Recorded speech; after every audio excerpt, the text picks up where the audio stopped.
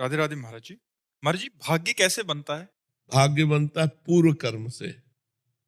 हाँ, अब जैसे हमारे भाग्य की जो रचना हुई है, वो हमारे पूर्व कर्म जो हुए हैं, उन्हीं से हुई है।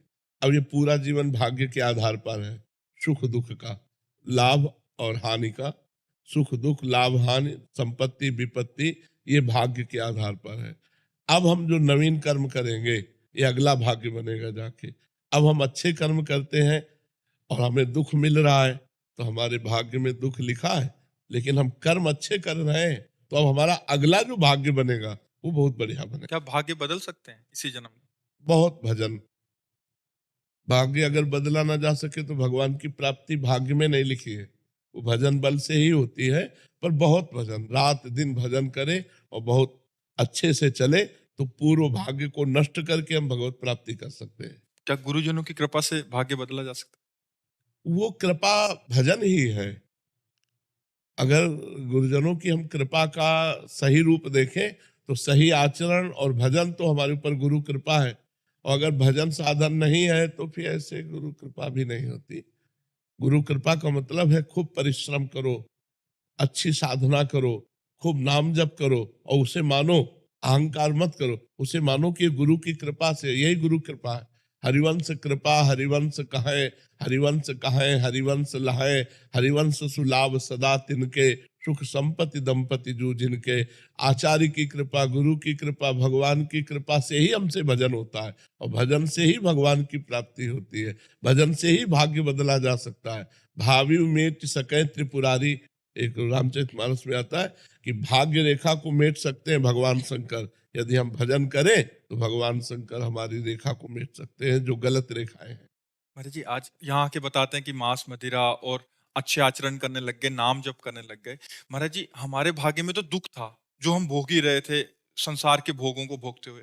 महाराज जी, ये कौन सी कृपा हुई, ये कौन सा भाग्य है कि एक लहर हाँ, आई और हम संत प्रेरित हो संग गए? का प्रभाव होता है ना, तो ये भगवान अहेतु की कृपा करते हैं। हाँ, अब मोहि भाव भरोस हनुमंता, बिनु हरि कृपा मिले नहीं संता। संत से जुड़ना मतलब भगवान की कृपा से ये जुड़ना। हमारे भाग्य में नहीं था। ये भाग्य में नहीं लिखा है। संत कृपा भगवान की कृपा के बाद होती है, और भगवान की कृपा का परिचय संत कृपा के बाद होता है। भगवान की कृपा हुई तो संत मिले, और संत मिले तब हमको पता चला कि हमारे ऊपर भगवान की कृपा है। विभीषण जी के पास जब हनुमान जी मिले ना, तभी तो उनको भरोसा हुआ। अब मोहि भाव भरोसा हनुमंता, बिनु हरि कृपा मिले नहीं संता। जो प्रभु मोहि अनुग्रह कीन्हा, तो तुम्हारी दरस सच दीना। आज संत दर्शन हुए तो पता चला हमारे ऊपर हरि की कृपा है। हरि की कृपा से संत दर्शन, और संत दर्शन संत कृपा से हरि की कृपा का अनुभव होता है। बिना भगवान की कृपा के सत्संग सुनने को नहीं मिलेगा, और सत्संग की कृपा के बिना सुधार नहीं होता। आज तक किसी का भी मत कीरति गति भूति भलाई, जब जे जतन जहां जे पाई, सो जानो सत्संग प्रभाव। लोकहु वेद न आन उपाऊ। लोक में वेद में कोई और उपाय नहीं है। सत्संग से गिरे हुए भी प्राणी को महान बना देता।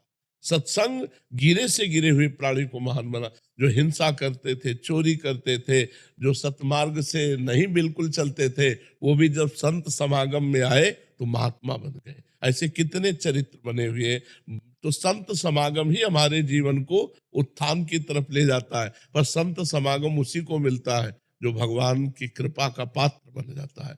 जब भगवान कृपा, जब द्रवहि दीन दयालु राघव, तो साधु संगति पाइए। जब भगवान द्रवित होते हैं तो संत समागम मिलता है। जब संत समागम मिलता है तो हम अपनी बुराइयों को त्याग कर अच्छाइयों को ग्रहण करके चलते हैं। जब अच्छाइयों पे चलते हैं तब लगता है हमारे ऊपर भगवान की बड़ी कृपा है। महाराज जी, ये तो नए भाग्य की रचना हो गई, ऐसा लग हाँ रहा है, क्योंकि बिल्कुल बिल्कुल, हाँ बिल्कुल बिल्कुल। सत्संग में तभी तो मत की रति गति भूति भलाई, जब जे जतन जहां जे पाई, सो जानो सत्संग प्रभाव। मतलब राक्षस बुद्धि होने पर भी देवत्व प्रदान कर दे सत्संग। ऐसा है कि यार हम तो बहुत गिरे हुए थे, जब से सत्संग सुना तब से हमारा उत्थान हो गया। तो सत्संग के शब्दों में पावर होता है। वो शब्द अंदर जाकर मथ डालते हैं और सारी गंदगी निकाल कर भगवान के योग्य से बना देते हैं।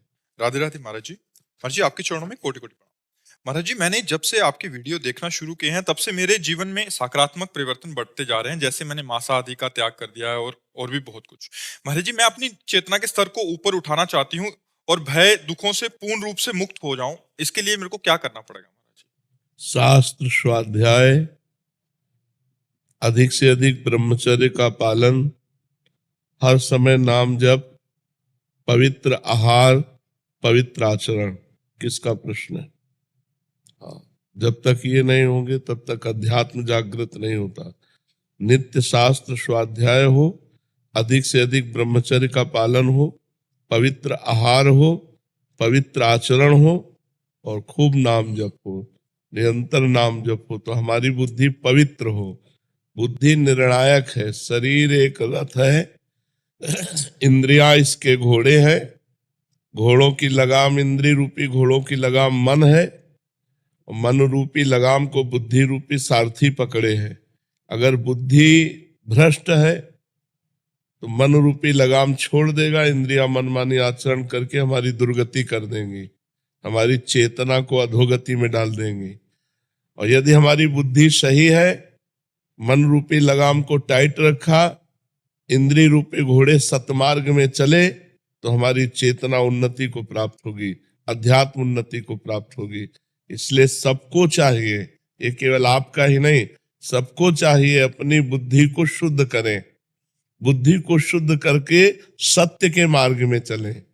असतोमा सदगमय, तमसोमा ज्योतिर्गमय, मृत्युर्मा अमृतम गमय। हमारी यात्रा मृत्यु से अमृत की हो, असत से सत्य की हो, अंधकार से प्रकाश की हो। तमसोमा ज्योतिर्गमय। अभी हम अंधकार की तरफ ही बढ़ते जा रहे हैं। शरीर राग, मनमानी भोगाकर्षण, अपनी इच्छाओं की पूर्ति, ये सब हमारे पतन का मार्ग है। तो इसलिए शास्त्र स्वाध्याय, उसी में सत्संग हो जाता है। यदि हम रोज शास्त्र स्वाध्याय न कर पाए तो मोबाइल है, सत्संग सुने। रोज वो शास्त्रों की ही बातें होती हैं, तो शास्त्रों की बातें और सत्संग सुनने से हमारी जानकारी बढ़ती है, हमारी बुद्धि प्रवीण होती है। और पवित्र भोजन से जैसा खाए अन्न वैसा बने मन, हमारा मन ठीक होता है पवित्र भोजन से। और ब्रह्मचर्य हमें तेजस्विता, स्मृति, बलवान और लक्ष्य पर चलने की योग्यता प्रदान करता है। आज हमारा समाज ब्रह्मचर्यहीन होता जा रहा है, इसीलिए लक्ष्य से भ्रष्ट हो गया है, इसीलिए वो नकारात्मक सोच वाला बन गया है। हिंसा, व्यभिचार, व्यसन उसके जीवन में बढ़ गए हैं। ब्रह्मचर्य एक अमोघ शक्ति है। ब्रह्मचर्य सबको धारण करना चाहिए उचित। जैसे गृहस्थ है तो संतानोत्पत्ति के लिए केवल, अन्यथा ब्रह्मचारी। और जब तक ब्याह नहीं हुआ तब तक सबको ब्रह्मचर्य रहना चाहिए। व्यर्थ में अपने जीवन को मृत्यु के मुख में नहीं डालना चाहिए। ये व्यभिचार मृत्यु का मुख है, इसमें आपका सर्वनाश हो जाएगा।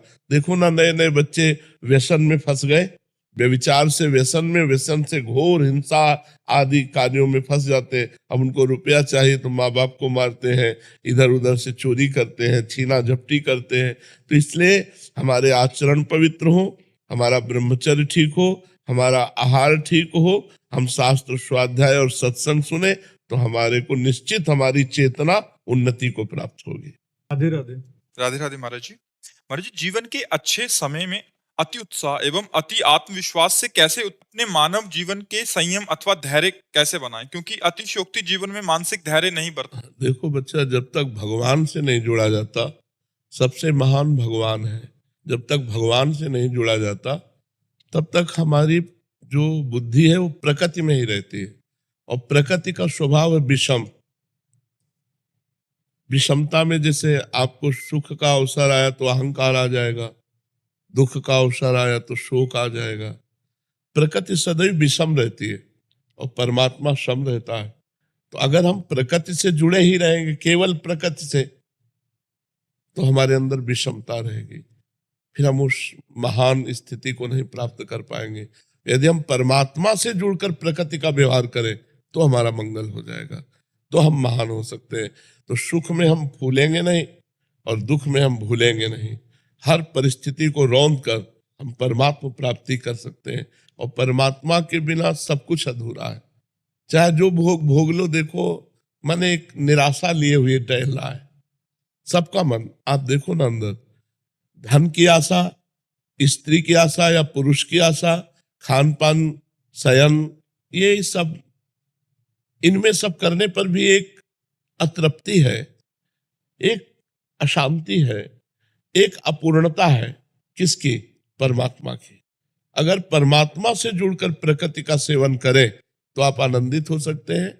अगर परमात्मा से विमुख होकर परमात्मा की प्रकृति का सेवन करेंगे तो कभी पूर्णता की प्राप्ति नहीं हो सकती। तो दुख सुख की परिस्थितियों में हम समान रहे, ये भगवान से प्राप्त होता है। इसलिए नाम जप करो। करते हो नाम जप? कितनी देर करते हो? अभी ज्यादा नहीं करते हैं। तो नहीं, नाम जप तो, नाम जप का मतलब है अपनी वृत्तियों को सत्य में लगाना। सत्य में नहीं लगाओगे तो प्रकृति में ही लगी रहेंगी, और प्रकृति मिथ्या है, ये झूठी है, यहाँ कुछ सत्य है नहीं। चाहे जो पद हो, चाहे जो प्रतिष्ठा हो, चाहे जितना रुपया हो, चाहे जितनी भोग सामग्री है, मरना हो जाए अभी तो सब यहीं पड़ा रहेगा। हुआ ना झूठा? शरीर भी झूठा हुआ, रुपया भी झूठा हुआ, पद भी झूठा हुआ, पढ़ाई लिखाई मेहनत भी सब झूठी हो गई। अब मरने के बाद कर्म के अनुसार जीव को गति मिलती है। तो हमारे द्वारा प्रकृति जनित जब भोग रहा तो दो ही कर्म बने हैं, या तो पुण्य कर्म या तो पाप कर्म।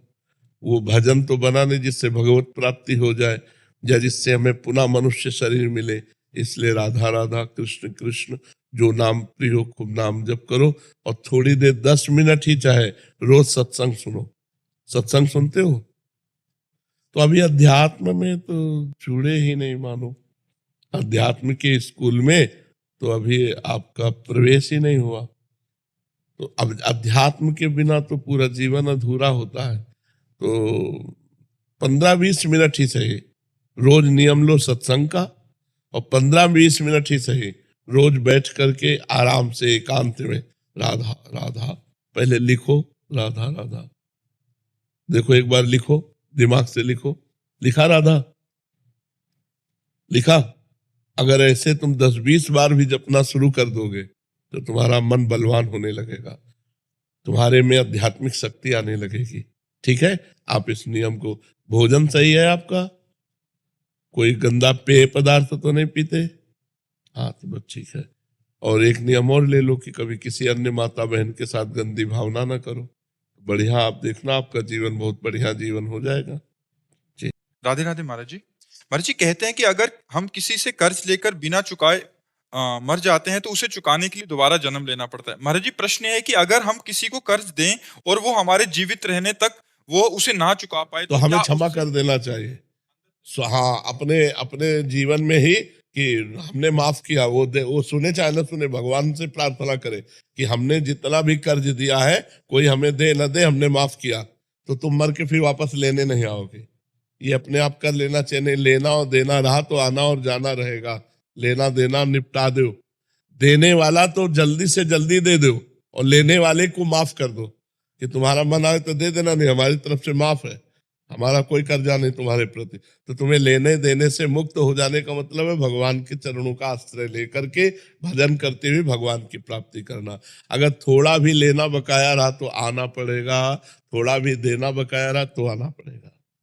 महाराज जी इनका एक और है कि अगर कोई हमसे बुरा बोले और हमने गुस्सा कर दिया महाराज जी, और जब हमारा गुस्सा कहते हैं कि हाँ, वो अगर हम नहीं सजा देते तो भगवान देते हैं उसे सजा।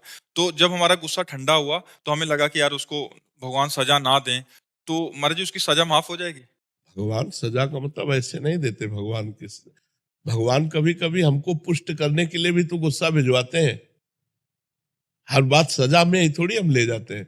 जैसे हम भगवान के मार्ग में चल रहे हैं, अब एक आदमी हमसे गुस्सा कर रहा है, अब उस समय भगवान देख रहे हैं कि तुम कितने सहनशील हो, तुम कितने भक्त हो। तुम्हारा लक्षण है कि सामने वाला गाली दे तुम मुस्कुरा के चले जाओ। अब तुम मुस्कुराए नहीं, लड़ गए, नाराज हो गए, इसका मतलब अभी दोनों की स्थिति एक ही है। अभी तुम में कोई महानता नहीं आई, तो भगवान फिर कृपा करेंगे। तो ये परीक्षा भी तो ले सकते हैं। तो आप उसे ऐसा क्यों देखते हैं कि भगवान उसे दंड दे? आप उस समय देखो कि मेरी परीक्षा ली जा रही है, भगवान इस समय इसके अंदर बैठकर मुझे गुस्सा दिलाना चाहते हैं, पर मैं गुस्सा नहीं होऊंगा। राधा राधा राधा राधा राधा, शांत, तो उसका मंगल हो और मुझे गुस्सा ना आवे। करत जे अनसहन निंदक तिनहु पे अनुग्रह कियो, जो हमारा अनसहन ईर्ष्या करे हमारे प्रति, जो हमारी निंदा करे, जो हमसे क्रोध करे, उनका भी मंगल हो, कभी अमंगल हो, ये भगवान से प्रार्थना करते हैं और अपने अंदर कोई विकार ना आने पावे, हृदय आनंदित। यही तो भजन का फल है। तो ऐसा मानो कि भगवान हमको परीक्षा करके ये दिखा रहे हैं कि तुम्हारे अंदर कितनी क्षमता है क्रोध सहने की, गाली सहने की, अपमान सहने की। उधर सामने भगवान है, उधर मत सोचो कि उसका मंगल हो जाएगा, वो जीव है, नहीं, वहां बैठकर भगवान हमारा परीक्षण कर रहे हैं, ऐसा मैं सोचना चाहती हूँ। कमला जी लंदन से। श्री हरिवंश। श्री हरिवंश महाराज जी, गुरुदेव भगवान आपने एकांतिक में सुनाया था महाराज जी, एक श्लोक बता रहे हैं, सदानंदम वृंदावन रता, वो वाला महाराज जी, इस मंत्र या इस श्लोक बहुत ही शक्तिशाली मंत्र है। इससे इस लोक या परलोक की जो भी चाहना हो जल्द ही पूर्ण हो जाती है। तो गुरुदेव, परलोक सुधारने के लिए राधा नाम जाप करें या ये श्लोक पाठ करते रहें, कौन बेहतर हो? जो जो रुचि लगे, जो रुचि, अगर मंत्र में रुचि है, बहुत पावरफुल मंत्र, इसका हमने स्वयं जप किया है। ये सुधा निधि में 150वां श्लोक है। सदानंदम वृंदावन नवलता मंदिर वरे स्वमंदे कंदर पेण मद कलाद रति कौतुक रश्मम किशोरम तज्ज्योतिर्युगल मति घोरम मम भवम ज्वलज्वालम सीतै सुपदम करंदे समयतु। अब इतना बड़ा श्लोक बार बार कोई जपे तो स्मृति प्रवीण हो तो जप सकता है, नहीं तो एक बोझा सा लगता है ना। राधा राधा राधा राधा राधा सहज सरल है, पर अगर जप पावे तो कुछ समय तक इसका जप करे तो बहुत लाभ प्राप्त होता है, बहुत लाभ प्राप्त होता है, फिर एक अभ्यास बन जाता है। अब जैसे अपने लोग पहले जप किए थे, अब निज मंत्र का जप करते हैं। जो निज मंत्र गुरु जी ने दिया, अब उसका सदैव जप तो कुछ देर ये जप लिया करो, कुछ देर शरणागत मंत्र, फिर से समय राधा राधा जप लिया करो। जब अपवित्र शरीर हो तब राधा राधा जप लो, नहीं पवित्र अवस्था में मंत्र जपो, ये श्लोक जप लो। आयुष जी बेंगलोर से। श्री हरिवंश। श्री हरिवंश महाराज जी, महाराज जी, भगवत प्राप्ति के लिए पाप और पुण्य दोनों शून्य होना अनिवार्य है, अनिवार्य है। ऐसा सुना जाता है। महाराज जी, पूर्व के संचित पाप तो नाम जप से मिट जाते हैं, परंतु पूर्व संचित पुण्य कैसे शून्य किए जा सकते हैं? जो ताकि तुम्हें उनकी प्रणाम अगला जन्म करता, ना हो। जो तुम्हें प्रणाम करता है, जो तुम्हारी प्रशंसा करता है, जो तुम्हें अन्न देता है, जो तुम्हें वस्त्र देता है, वो सब तुम्हारे पुण्य ले जाता है। जो तुम्हारी निंदा करता है, तुम्हारा अपमान करता है, तुम्हें दुख मिलता है, तुम्हारे पाप नष्ट हो रहे हैं। और पुण्य और पाप दोनों भगवान की कृपा से एक साथ नष्ट हो जाते हैं। जैसे इतना आनंद मिला भगवद आनंद के, सारे पुण्य क्षीण हो गए, सारे पुण्य खर्चा हो गए। और इतना विरहाग्नि जली भगवान के प्रति दुख हुआ कि सारे पाप नष्ट हो गए। पाप और पुण्य जहाँ शुभ अशुभ दुर्ग विध्वंस बल तब जयति जयति जग उच्चरे।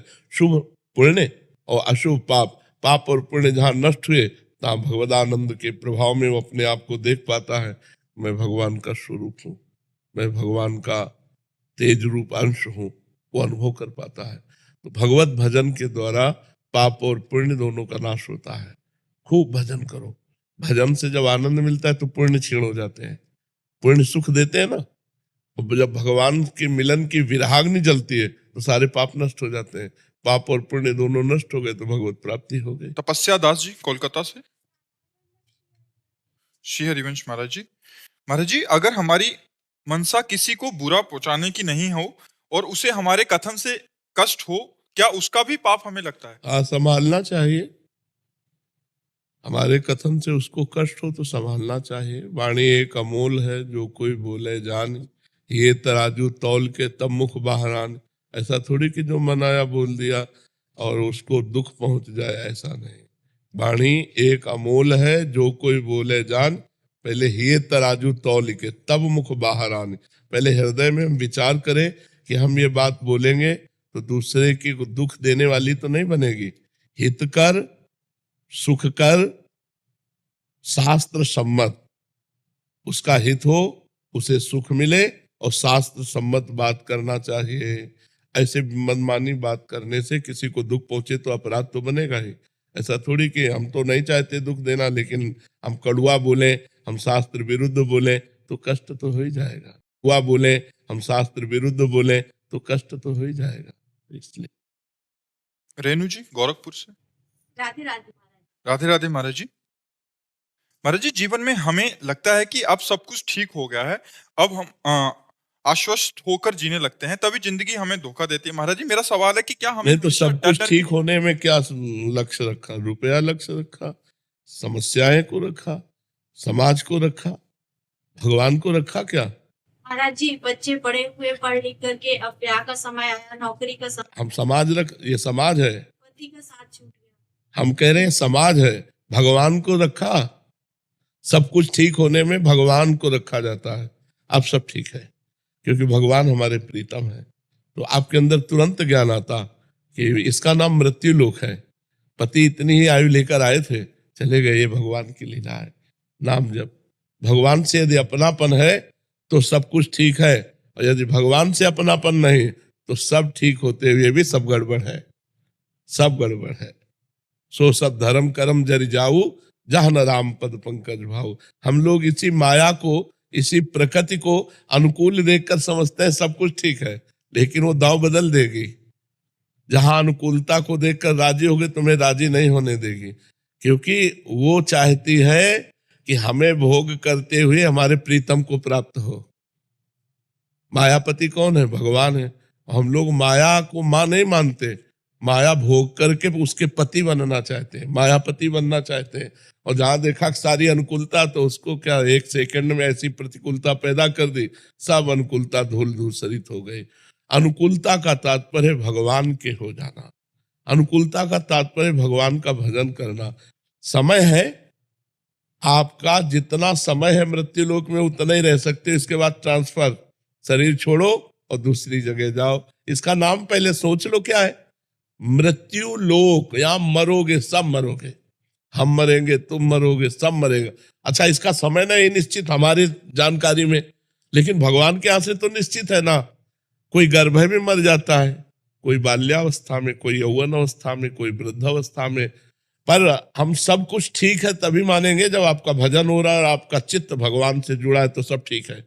और भगवान से नहीं जुड़ा है तो फिर कहा हनुमंत विपत्ति प्रभु सोई, जब तो सुमिरन भजन न हुई। अगर भगवान से चित्त नहीं जुड़ा तो वही विपत्ति है, वही क्षण, वही सबसे बड़ी हानि है, वही सबसे बड़ा दुख है।